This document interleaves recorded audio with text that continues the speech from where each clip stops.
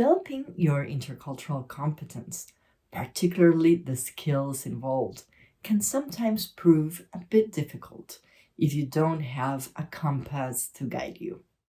This is why I would like to start this lecture helping you create your very own vision statement. A vision statement is synonymous with commitment. It can prove a powerful tool on how to define your commitments towards intercultural competence and how to actually live by them.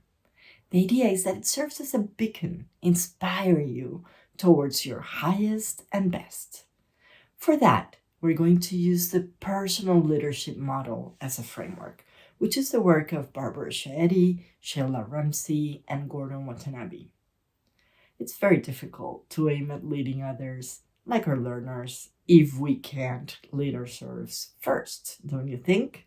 And that's why a personal leadership model comes very handy.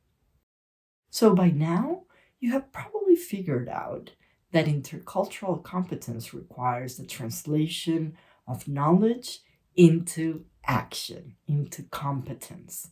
It is not enough to have awareness or intercultural understanding.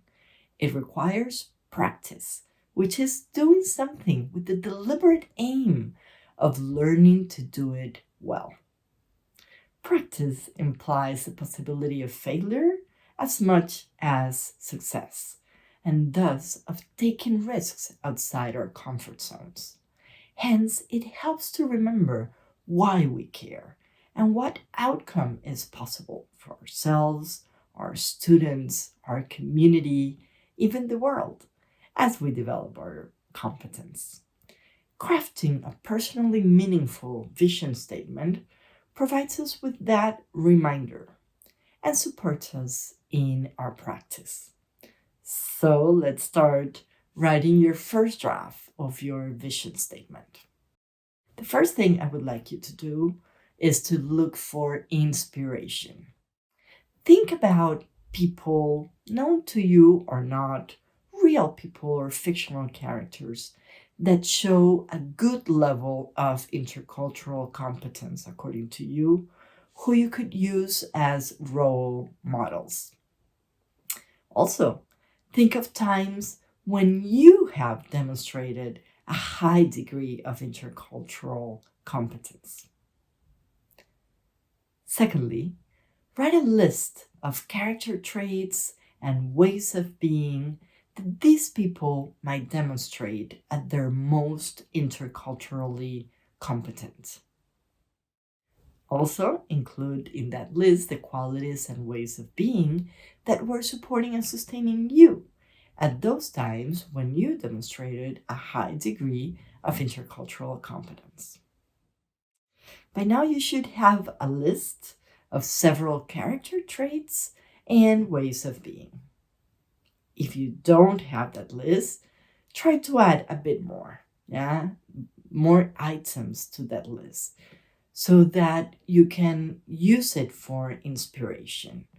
Look at your role models, look at yourself when you are at your highest and bests.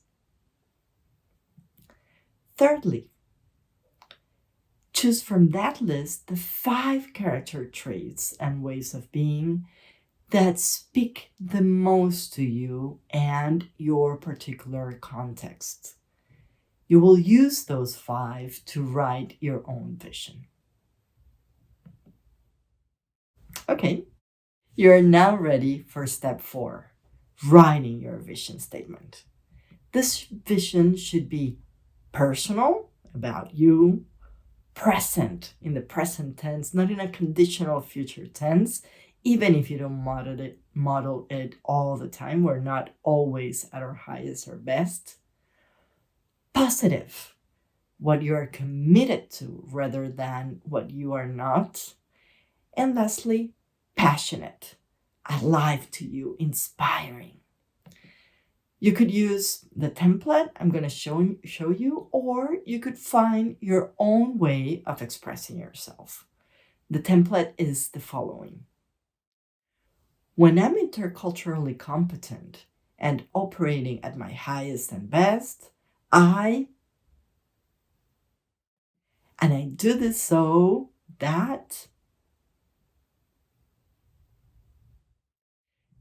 Just to give you an example, in case it helps, this one is proposed by Shahidi, Ramsey, and Watanabe.